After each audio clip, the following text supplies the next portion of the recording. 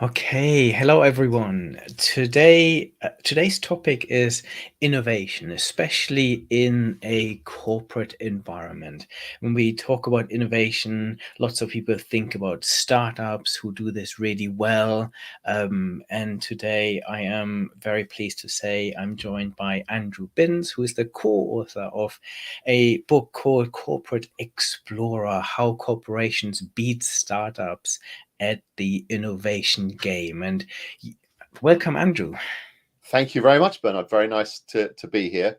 And whenever anybody reads that subtitle, I always give a little smile, as you know, it's kind of written to deliberately irritate people who feel quite the opposite, that corporations can never beat startups. So it's sort of a deliberate provocation, if you will.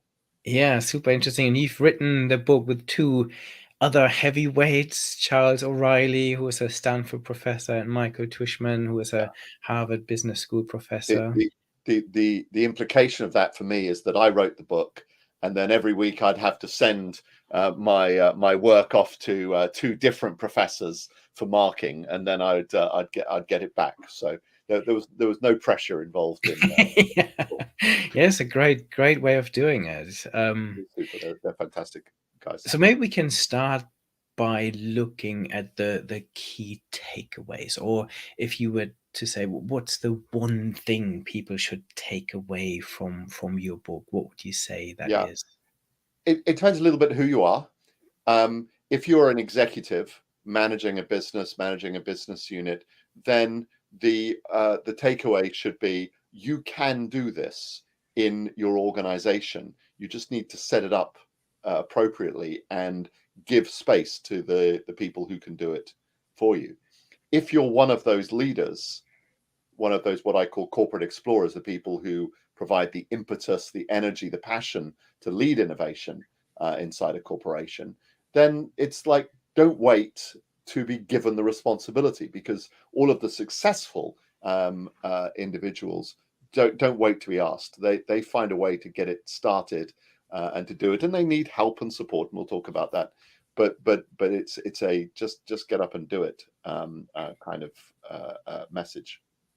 Very good. So can you give me some examples then of companies, of large companies that you feel are doing well on in the innovation space, and they're competing well with startups? Sure. And one of the things about this, Bernard, about the competing against startups is that at some level, the firms that are doing this really well are like hiding in plain sight, right? There's no IPO announcements. There is no, latest round of funding to announce, which gets attention and makes us think, oh, there's something new and exciting happening. Actually, though, that doesn't change the fact that they're doing pretty remarkable things. And Mm, and I would point to Microsoft, mm, right? What Microsoft did to move the Exchange server to the cloud, and to start to then build their cloud-based services, and Teams itself, was all actually innovation, and it did beat literally startups in terms of the impact that they had. If you look at Slack, is not what people thought it would be, right? At Google, Gmail is not what people thought it would be. Indeed, 10 years ago, there were people writing off Microsoft because of what they thought Gmail would become. So at some level, that's just like staring us in the face. We mm. take it for granted. Amazon is another firm with a really uh, a repeating formula for how it generates new ideas, new businesses, and new platforms. So they're right out there, that we can see. Do you have any examples of maybe more traditional organizations? Because I guess people realize some of the tech giants, they are doing this well, even though they're large organizations. They are beating smaller startups, but many of them still have a startup culture to some extent. Any other more traditional organizations? So I'll take you to Austria, to Unica Insurance. which is a 200-year-old, 200-plus-year-old insurance company. So formed out of a series of mergers, when Beethoven was still active in Vienna, and if you go down the Danube from the headquarters to Budapest, there's a manager in their Hungarian organization called Christian Curtis, and Christian Curtis notices that for him, insurance, that he's been in Unica for 10 years. He's been an actuary. He was chief actuary of the Hungarian business. So a pretty small part of their overall portfolio. And he's like, insurance doesn't do what it used to do. It used to be about a community of risk sharing, covering one another at times when things are hard. And it's become a policy administration machine, which is highly optimized to catch out the thieves amongst its customers, right? So this is not really what it started at. And he asks himself, what would Spotify do? And how would that online music platform reimagine the value proposition of insurance? And he proposes this to his managers. And over many months, many conversations, he builds support so that he gets in front of the management board and the CEO. And he says to them, this is what I want to do. I want to have an online platform. I want to make it a monthly subscription. I want to pay claims in 2 days without any questions asked. And I also want to redistribute a proportion of the profits back to customers in what they call cherries. The product is called Chair Risk, and chair as in cherries with a risk on the end, and so that customers can reinvest their profits into community groups. So bringing back some of that community thing, and this is now scaling across 9 countries in Europe, with the intention of being pan-European in the coming months. And this is a very traditional, anybody's stereotype, right, for a DACH region company. This is Unica. I mean, it's more dynamic now, but this is when he started. That's what it was. Super interesting. And I guess your argument is that large organizations need to focus on innovation, and you shouldn't just leave it to startups, because other views are actually, if you're a large organization which has their cash cows is generating money, you can simply watch the startups doing their job, and once you think actually this fits in, I'd simply buy them. So why don't we just leave it to startups? Why do we need innovation in our organizations? Yeah, I think that's a very reasonable concern. There's a few parts to that. I mean, firstly, we need to be clear about, well, why would you do this anyway, right? And because you might be able to generate ideas as well as startups. That's probably pretty much an even. Large corporations have lots of people, lots of touch points. They should be able to hear the information and hear the ideas, right? So they can ideate.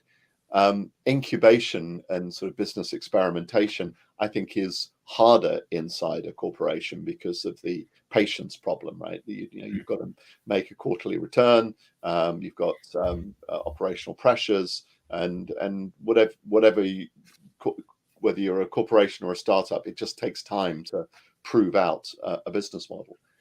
The reason they should do this is because they have advantages to scale, and how you put together your scaling assets, your access to customers, your capabilities, your sort of capacity, is a pretty important aspect of the story, and that's how most startups scale as well, right? Mostly startups achieve an exit by going into. The trouble is that most of the stats we have on how well that those acquisitions perform is that they don't, right? Mostly you do not get a good return. Sometimes you do, and there's some good stories, particularly when you're moving into new areas, right? So the research on how do corporations do when they try to buy startups that are in new areas with which they're unfamiliar, that tends to be the worst possible case. So that's the other side of it. What you need to do is think about this as a both and, right? So so great example of this would be LexisNexis, which is an online legal information service active across Europe, active US based, but owned by RELX, which is headquartered in London. And 20 years ago, RELX had a guy, Jim Peck, who saw that their public records data was clearly useful to anybody who was trying to assess a risk, right? Because if they could link those data with other kinds of financial records, mortgage records, car insurance, etc., then you could assemble a profile of an individual and assess their risk, right? And so they had this asset, and he saw the opportunity to do something with it, but he didn't have the technology base. So they went and acquired the technology. They bought a company called Seisint that would provide the sort of data linking software to enable them to now be a $2.5 billion data analytics business, larger than the original. Right? So the combination of the insight, the assets they had, and the acquisition of startups is what allowed them to go faster than any startups in that particular category. Right? So it's a both and as well. Very good. So your book is called Corporate Explorer. What do you mean by that? Because they are the pinnacle of making this innovation happen, right? Yeah, that's exactly right. And I don't know if you have any viewers or listeners in sort of Germany at all, but I particularly find this point resonates with the Germans, which is that they will look at innovation and say, how do we create a process for this? How do we make it systematic? How do we make it so that we can do this time and again? And that's good, and you should do that. And as a consultant, my firm Change Logic, we do a certain amount of this. But the problem is that alone doesn't get you anywhere. Nobody looks at Steve Jobs or Jeff Bezos, well, maybe Bezos is an exception, but great entrepreneurs, and say, boy, they create a lovely process. That's what we want to celebrate them for. No, they look at their passion, their commitment, their their persistence of to a commitment to a vision, and that's what the corporate explorers are like as well. And so if you actually want to drive innovation inside a corporation, you need to be looking for those people who are probably a little bit of an outlier, right? They may have alternative perspectives on things, and sort of maybe rule breakers to a degree, but they are also tend to be longer term employees. This is one of the remarkable things, is that most of the corporate explorers in our research, particularly at the beginning of their venture, right, tend to be long-term insiders. Certainly the two I've mentioned so far, Christian Curtish and Jim Peck, both of them had been with their respective companies for a decade, right? And that's not uncommon. And so you're looking for somebody who has that passion, that commitment to solve a customer problem. But there's something else, which is that they need the capacity to build a movement of support around them. And that's why them being the insiders is so important, right? They're people who really create support. They have to rally their investor base. It's not about making pitches to VCs, but it is about getting people on side to want to do whatever it is that they see as being an opportunity. So if you're a corporate leader, how do you find a corporate explorer? And once you found them, what do you need to put in place to enable them to innovate? Yeah, I think the thing, Bernard, that really works is you've got to start by making sure you've got an invitation. Right? Is there an invitation to the corporate explorer to step forward, or do they have to battle their way and eventually give up? As to be fair, most do, right? So is there an invitation? And that invitation could be by way of having a strategic intent or ambition that says, yeah, we're interested in exploring into new market areas, and maybe even define that into some specifics about what you're interested in investing in. Sometimes I think some of these sort of idea generation competitions and pitch competitions that companies have can be a useful way of seeing the innovators come forward. But the real secret is, what do you do next? Right? Mm-hmm. Do you expect them to just sort it out on their own, or do you have the ability to capture them at that point? You say this idea, or actually just this person, because just as in the startup world where VCs often back a management team rather than the idea, and sometimes you're going to back the individual because you see that they have that commitment. And then you've got to do a couple of things. Firstly, you've got to have some discipline around this incubation thing, right? So the willingness to be patient in learning and testing and learning. And then the second thing is sort of organizational. You've got to give them enough separation from the core business. You've got to make sure that they're autonomous to the regular business without denying them access back to any of the assets that they might need in order to scale the venture. And the incubation thing is, as I said before, really tough for corporations to learn. And this is one of the things that's fun about the Christian Curtis story, is once he gets to the management team and says, here, this is this great share risk idea. And they say, oh, well, we need to give you a lot of money. He's like, no. Don't give me a lot of money. Give me a little bit of money and I'll come back in 6 months and tell you what I've learned. Right. And so he teaches them what it means to be involved in an experiment, which is little amounts of money to de-risk the investment before you commit. And too often corporations either undercommit or overcommit, like really just go all in well before they understand where the market is. So this sort of how do you learn, how do you test is the core. And then the other piece of it is separate out organizationally to some degree. And I guess organizations that might not be as innovative as they want to be have a challenge, right? Because you quite often have quite rigid organizational structures. People have busy jobs. Freeing up this space for them, headspace to innovate, and then the ability to access funding and give some of the existing responsibilities to someone else so they can actually focus on innovation, that must be a key barrier. How do companies address that?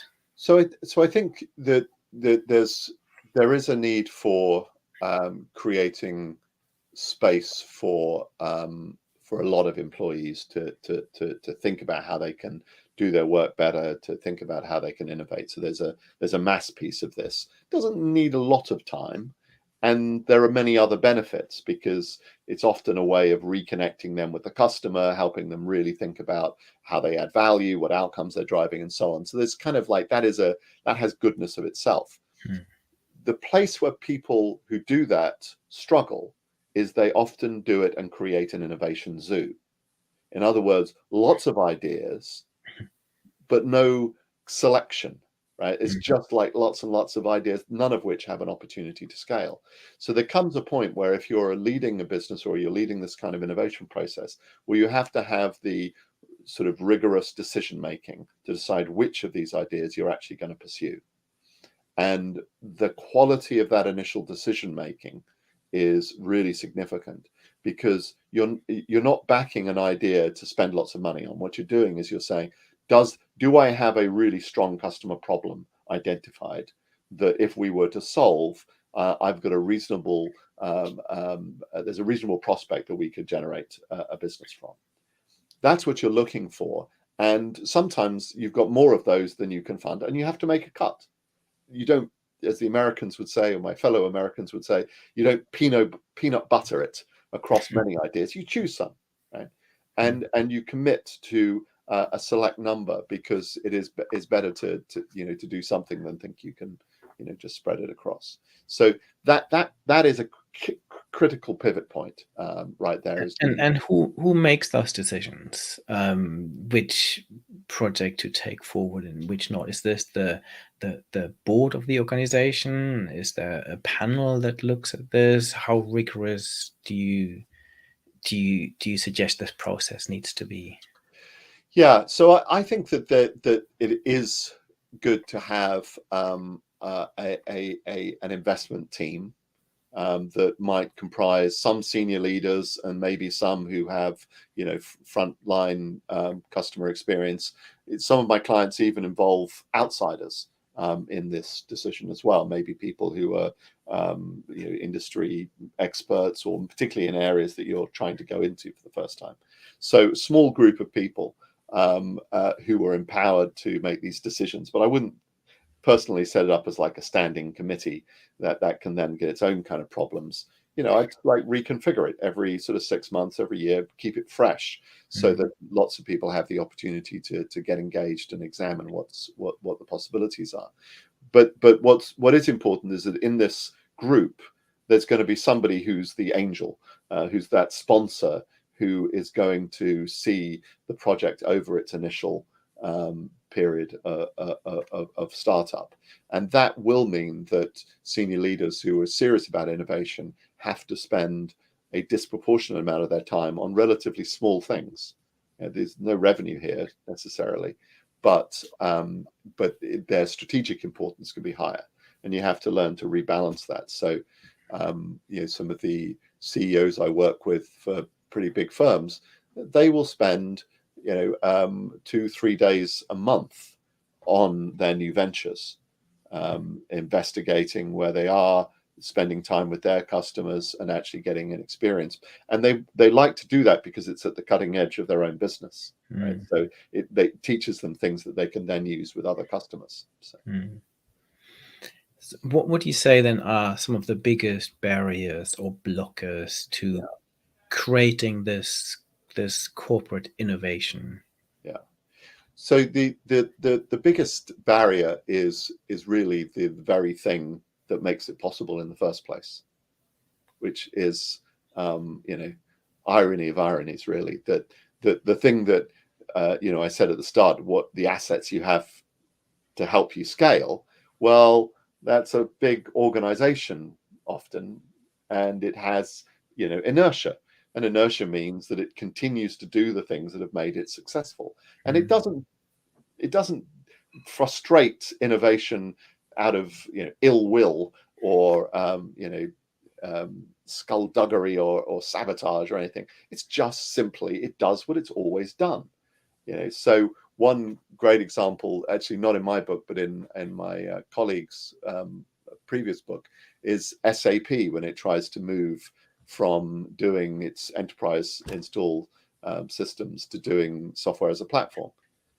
And it has the business by demand, I think it was called.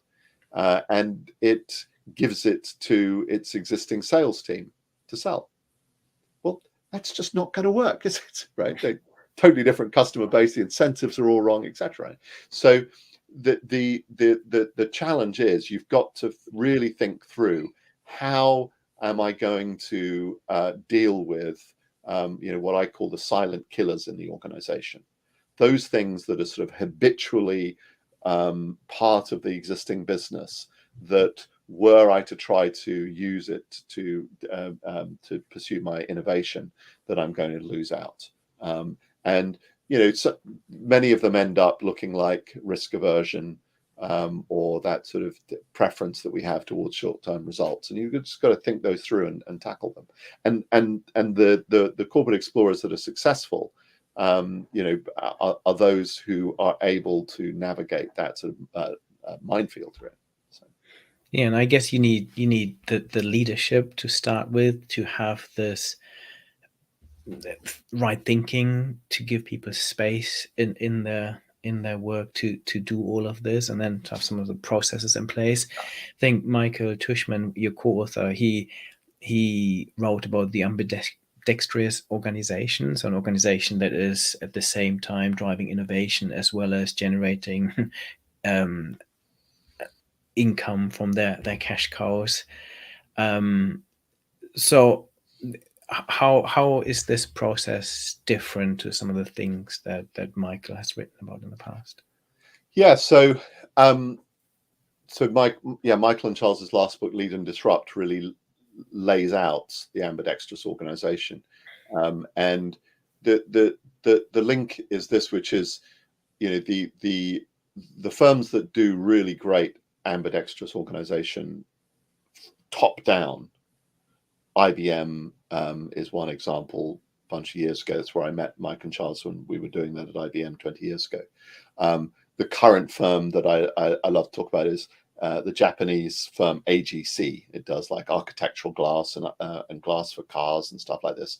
But it now gets 25% of its profits from new ventures that it started, right? But it made those decisions top down, separated out the incubation of new ventures into its new business division, and then it scales them mostly inside the existing business units.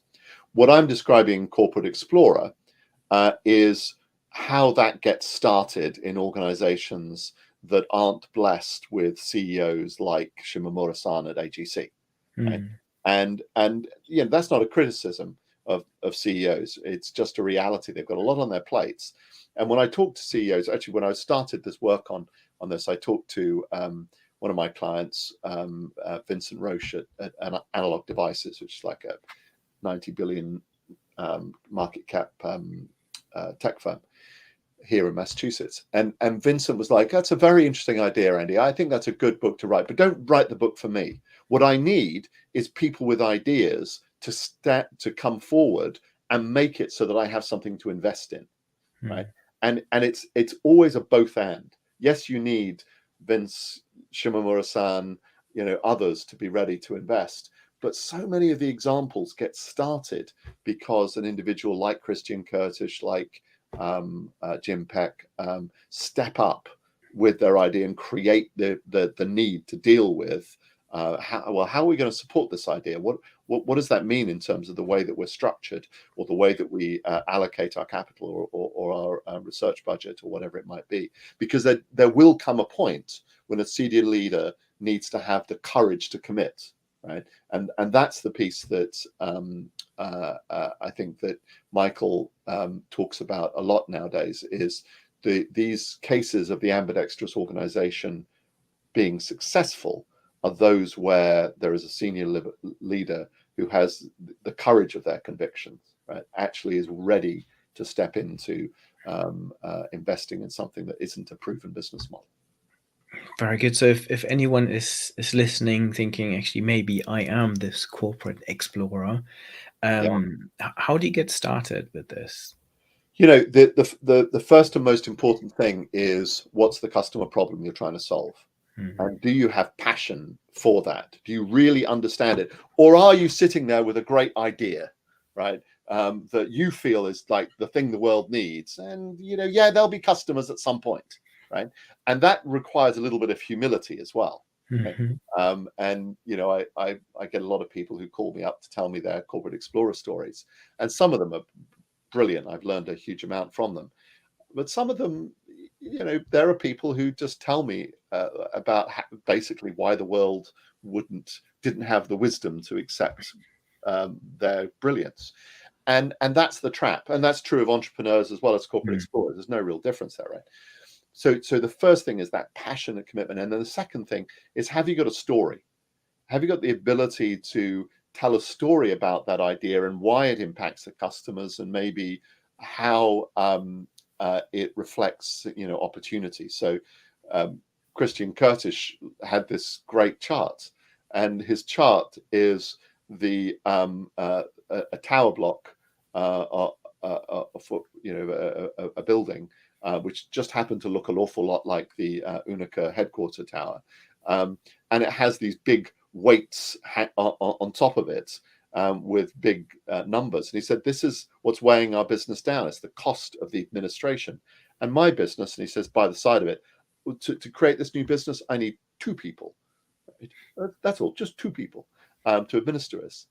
And so he created this sort of drama around it. He had that community story I told you about, insurance lost its way, but he also brought it back to the day-to-day and how they would be able to transform their economics with this model as well. So that sort of vividness of imagery as how you're going to do it, is that's the place to get started.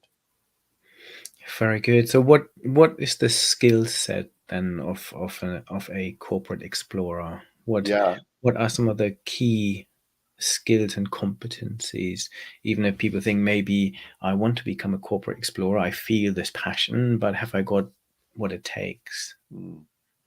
So I think I would break it down into two sets: innovation and change. Right? Innovation is customer discovery, this experimentation, um, learning to do the hypothesis testing and experiments, develop data on your. All of that's learnable, by the way. It's like fabulous books. I outline how to do it in my book. There are ones that are detailed. Well, actually, later this year, we're going to publish a Corporate Explorer Field book, which will go through chapters by different people from different companies explaining how they did these things. And you can read that. And it's hard, it's slow, it's painful, but it's doable, it's learnable. Change is different. Change requires you to have, yes, the ability to look at the stakeholders in your business and understand where they stand, so sort of take an analytical lens on it. But it also requires humility, because it's not all about you. You need to have many people who feel they've helped you be successful, because then they have a stake in your success. This is a bit of a contrast with entrepreneurs. Who tend to be a little bit self-oriented. And so the best corporate explorers are those who have the humility to make it about the idea, about the opportunity, not about themselves. And that's what gathers people to you, gathers support to you. So that's the sort of the recipe that we found. Interesting. Yeah, super interesting, and I highly recommend this book to anyone listening. The questions I ask all my guests are about the future, because this is the area I'm particularly interested in. Are there any elements around the future that you're particularly excited about? Anything you're really looking forward to? So I am, because so I think I would actually go what I'm fearful for first, if I may, Perfect. because I am, like many of us, deeply concerned about the future of the planet and global heating and sort of uh, biodiversity and all this kind of important stuff, because it has a cascade reaction. I live in the United States, where the politics is like in desperate trouble. Right? There is a serious issue, and this sounds like a political point, but actually I think it's a business point, because if we don't have a stable democratic system in the world's most important economy, it's a problem, right? And we have some real issues with it at the moment, and I think climate puts intense pressure on that because of the kinds of issues that it creates. But my hope is, actually, I believe capitalism can solve this. I believe it has the ingenuity, the dynamism, the speed of response, and the ability to generate sustainability is just a core part of it, of the way it operates. And I hear that from my clients, right? I hear CEOs desperately concerned about this and committed to it. And I think we're going to see a generation of corporate explorers with business ideas that actually address that. And I'm really looking forward. That will be second edition. Will be how we beat startups and save the planet. So we'll see. Yeah, I couldn't agree more. I think in my own work, looking at some of the biggest future challenges the world is facing, for me, the environmental challenge is huge. If we think about healthcare inequalities, another one, education. There are some of these really massively big ticket items that, and we need corporate explorers Yes. to help us solve some of these biggest problems we're facing. So this is where your work perfectly aligns with some of the things I'm thinking of. So yeah, thank you very much for spending some time with me today, and for sharing your insights. And as I said, and we need corporate explorers, so anyone should explore your book. Thank you very much, Bernard. I appreciate the opportunity to speak with you today. Thank you. It was lovely to have you with us, Andrew. Okay, bye.